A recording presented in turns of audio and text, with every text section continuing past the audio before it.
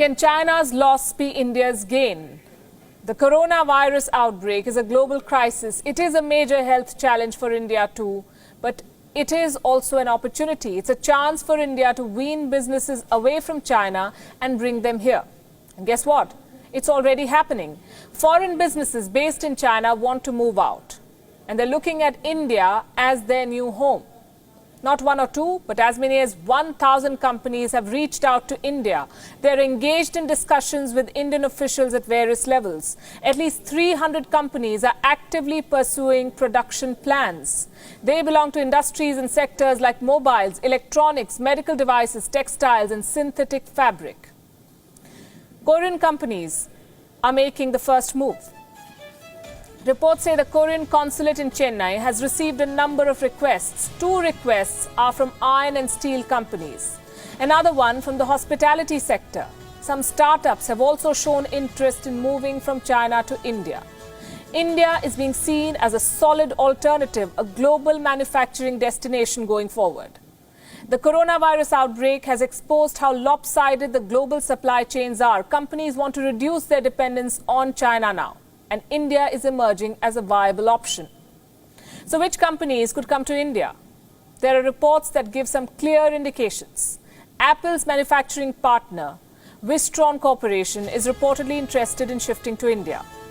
Pegatron, the company that assembles the iPhone, is also considering India. POSCO and Hyundai Steel are some South Korean names doing the rounds. The Indian government is keen on capitalizing the shift. Delhi is expected to make moves to attract more foreign companies. Reports say the government is planning an aggressive Make in India push after the lockdown is lifted. Indian Minister Nitin Gadkari has already given a signal. He has urged industry bodies to attract top companies from the US and the UK, backing the idea of more joint ventures and assuring the government support. This minister said that permissions will be given on a quote-unquote war footing. So what works in India's favor is the question. This has been in the making well before the pandemic, we can tell you. India became an attractive option after the cut in corporate taxes. This happened last year. The corporate tax was reduced to 25%. For new manufacturing firms, it is as low as 15%, 1-5. This is an attractive proposition, but this is not enough.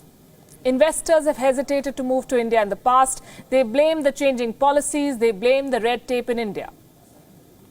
And India will have to overcome these challenges if it wants to attract businesses away from China. There is competition too.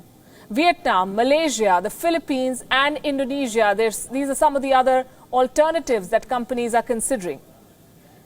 India may need to do more to attract big investment, and India is reportedly willing to offer incentives to foreign businesses. The Prime Minister's office, Niti Aayog and other government agencies are working on a plan, and here is what it could look like.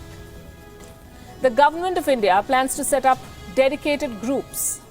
They will directly engage with the firms that might want to diversify out of China. In fact, New Delhi is said to have already reached out to 100 companies. Incentives like capital expenditure benefits could be offered to companies looking to shift. But it's going to take some time for these companies to make up their minds. The coronavirus outbreak and the lockdowns have killed demand the world over. Major businesses, especially businesses to consumer companies, are practically shut.